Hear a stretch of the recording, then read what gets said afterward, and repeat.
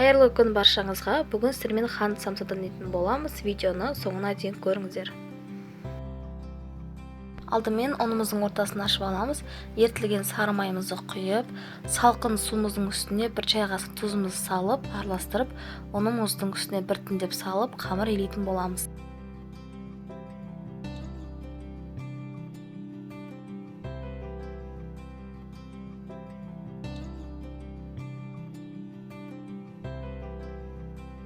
Қамырымыз осылай илеп болғаннан кейін бетін жауып 15 минутқа тындырып қоямыз. Қамырымыз тынғанға шейін оған дейін етімізді турайтын боламыз. Бізге жұмсақ ет қажет болады. Осылайынан ұсақтап турап аламыз. Одан кейін бізге осындай май қажет болады, құйрық май. Бұны да түріп турап алатын боламыз. Сақтап, пиязымызды, картошкамыздың барлығын түріп сақтап турайтын боламыз.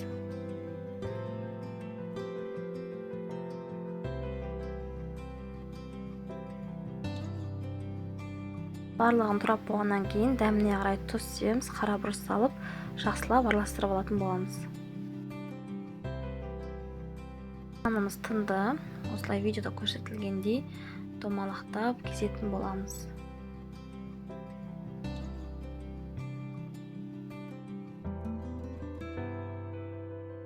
Қолымызбен домалақтап, бетін жауып қоямыз. Пищевой пленкамен немесе салғанмен 5-10 минутқа. Қамырымызды жұқағып домалақып жайып аламыз. Ортасына салмамызды салатын боламыз. Үлкен ас қасықпен салмамызды саламыз. Осылай қолымыздың көмегімен шетінен бастап осылай жинайтын боламыз. Сәл қатты қысатын боламыз. Осылай бір-біріне біріктіріп домалақтап аламыз. Артық қамырын кесіп алып тастаймыз, қалың болып кетеді. Мінекей осылай видеода көрсетілгендей. Домалақып қамырды осылай тағы бір қамыр жайып аламыз. Екіншісін осылай астына бірінші қойып, үстіне осы домалақ қамырымыз қоятын боламыз. Үшінші қамырымызды осылай жаямыз.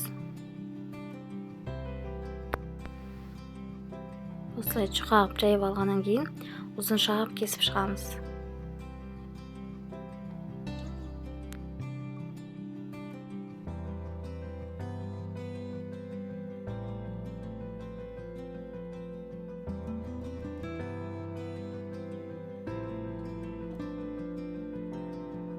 Алақанымызбен осылайынан жайып шығамыз. Ламаннан созғандай қылып, осылай ұзын шағып. Екі қамырымызды осылай бір-біріне айналдыратын боламыз. Домалақ осы бетіне келу керек болады. Жұмыртқаның сарысын алып, бетіне жақсылап жағатын боламыз. Жұмыртқаның сарысын жағып болғаннан кейін осы немізді бетіне қоятын боламыз. Тағы бір кішкентай домалақ алып, стайтын крышкасы қылып қоятын боламыз. Жұмыртқаның сарысын жағамыз, үсті жағына біраз күнші сепсеңіздер болады.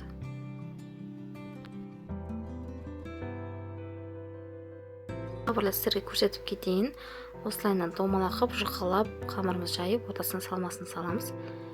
Қолымыздың шетімен осылайынан бір-біріне біріктіріп жинайтын боламыз.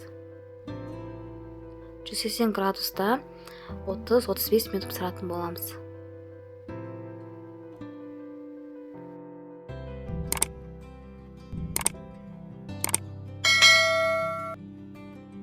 Видеоның соңына дейін көрген болсаңыздар, каналыма тіркеліп, лайк басып, комментарий жазуды ұмытпаңыздар. Сіздермен болған Балжан, астарыңыз дәмді болсын.